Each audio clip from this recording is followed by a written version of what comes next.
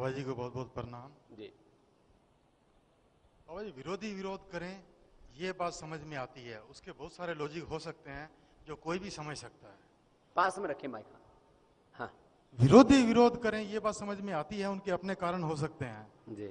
लेकिन सबसे मुसीबत की बात यह है कि बहुत से लोग आपके अपने बन के आपके तेज ओजस्वी के नजदीक आकर के उसके बाद अपना उल्लू किस तरह से सीधा करते हैं और किस तरह से हमें चोट पहुंचती है, उसका मैं एक उदाहरण देता हूं।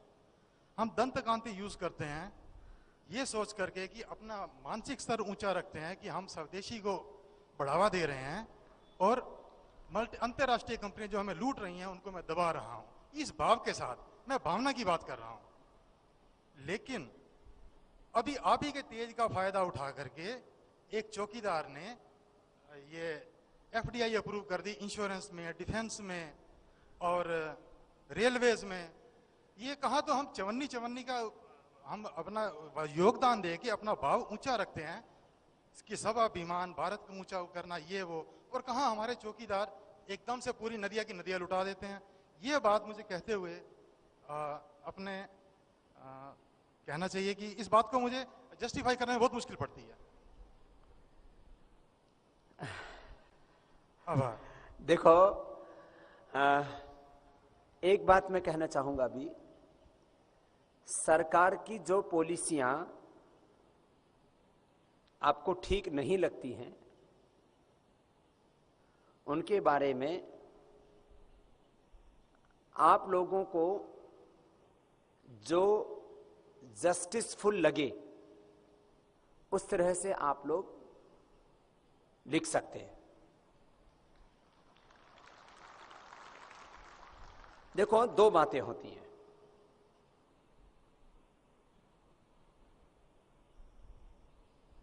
शासन की, सरकारों की, राजनीतिक व्यक्तियों की मजबूरियां हो सकती है, लेकिन जो एक विशुद्ध रूप से राष्ट्रवादी व्यक्ति है जिसको सत्ता का, संपत्ति का कोई लालच नहीं है, उसको अपनी बात पूरी धड़ल्ले के साथ कहनी चाहिए। ये एक पक्ष है। आप हमसे पूछेंगे कि स्वामी जी कुछ बातों के ऊपर अभी आप ओपिनियन नहीं दे रहे, तो इसके कुछ रणनीतिगत कारण होते हैं कि कुछ बातों के लिए हम लोगों को देश, काल, परिस्थिति को देख करके कुछ चीजों को हम अवसर दे रहे हैं अभी। इसलिए ये बहुत ही संवेदनशील बातें हैं। इसलिए मैंने कहा, हां, किसी भी बात का मूल्यांकन हम ठीक ठीक करें, ये बात कह देता हूं। अवमूल्यन और अधिमूल्यन, इन दो चीजों से बचना, ये बहुत गहरे शब्द हैं। कभी कभी किसी व्यक्ति, वस्तु, विचार, सिद्धांत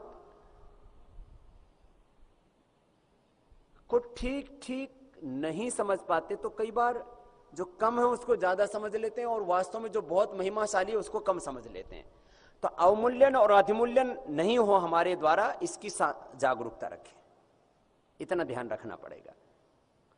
और अभी हमसे भी करोड़ों लोगों की हजारों अपेक्षाएं हैं, उम्मीदें हैं, और हम उनको नाउम्मीद भी नहीं होने देना चाहते। लेकिन हमने थोड़ा सा वक्त दिया हुआ है तख्त पर बैठे लोगों को, इसलिए थोड़ा सा हमने धैर्य साधा हुआ है। ठीक।